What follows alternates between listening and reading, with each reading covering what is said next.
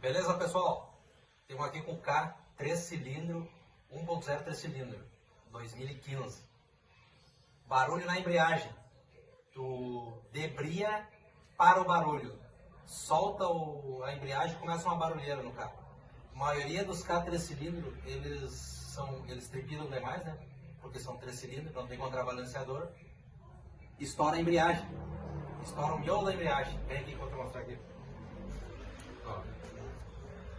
Solta o miolo da embreagem. Deixa eu pegar o alicate aqui. Vou mostrar pra vocês. Ó o miolo da embreagem. Olha aí. Essa batida aqui dá em lenta. Esse é o motivo. Ó.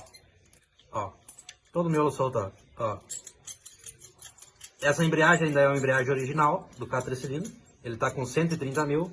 Com 100 mil quilômetros eu tinha tirado a caixa e dei uma revisada. Ele já tava.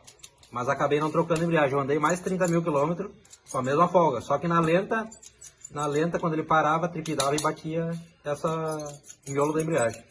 Eu vou fazer a troca dessa embreagem. Vou botar uma nova.